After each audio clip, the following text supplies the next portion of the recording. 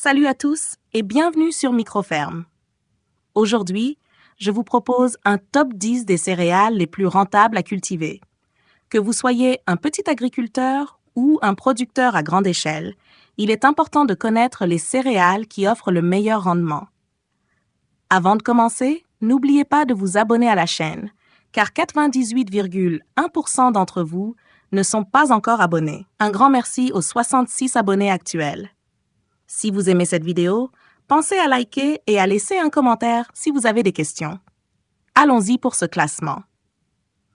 Le maïs est sans doute l'une des céréales les plus rentables à cultiver, utilisée pour l'alimentation humaine, animale et dans diverses industries comme le biocarburant et l'amidon.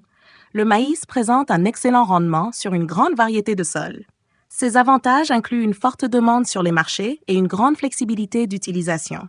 Cependant, sa culture nécessite des apports importants en eau et il est vulnérable à la sécheresse. Je lui attribue une note de 9 sur 10.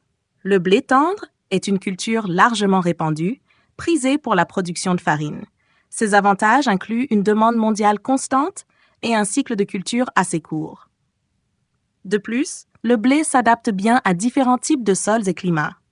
Cependant, il peut être sujet aux maladies, nécessitant des traitements phytosanitaires coûteux. Je lui donne une note de 8 sur 10. L'orge est une céréale très appréciée pour sa robustesse. Utilisée dans l'alimentation animale et pour la production de bière, elle est très rentable. L'orge est également résistante aux conditions climatiques difficiles, ce qui en fait une bonne option dans des régions au climat variable. Cependant, son prix peut fluctuer en fonction de la demande de l'industrie brassicole. Je lui attribue une note de 8 sur 10. Le riz est une céréale phare dans de nombreuses régions du monde, surtout en Asie. Sa rentabilité est très élevée dans les régions irriguées. Le riz est indispensable pour l'alimentation humaine et la demande mondiale ne cesse de croître.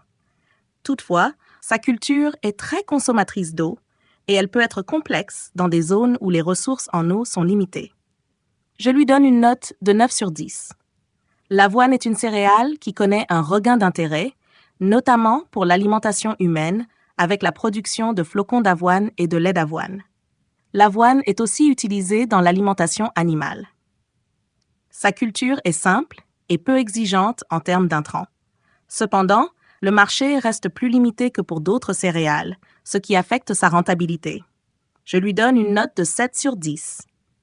Le seigle est une céréale rustique, adaptée aux sols pauvres et au climat froid. Il est souvent utilisé pour la fabrication de pain et d'alcool.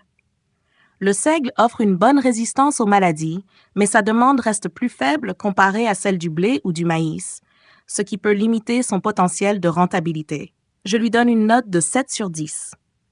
Le sorgho est une céréale très résistante à la sécheresse, ce qui en fait une culture particulièrement adaptée aux régions arides. Utilisé pour l'alimentation animale et humaine, il est également cultivé pour la production d'énergie, biomasse. Cependant, sa demande sur le marché européen reste plus faible, bien qu'elle soit en hausse. Je lui attribue une note de 8 sur 10. Le millet est une culture ancienne et durable, bien adaptée aux conditions de sécheresse. Il est apprécié pour sa teneur nutritive et est souvent utilisé dans les régions en développement pour l'alimentation humaine. Cependant, sa demande est limitée en Europe, ce qui affecte sa rentabilité pour les producteurs européens. Je lui attribue une note de 6 sur 10.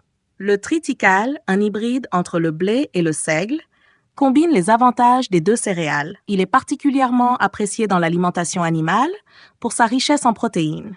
Cependant, sa demande reste principalement régionale et limitée. Je lui donne une note de 7 sur 10. Le quinoa, bien que techniquement une pseudo-céréale, est devenu très rentable ces dernières années. Il est recherché pour ses bienfaits nutritionnels et sa popularité croissante en alimentation humaine. Cependant, sa culture est complexe et nécessite des conditions spécifiques, ce qui limite son accessibilité pour certains producteurs. Je lui attribue une note de 8 sur 10.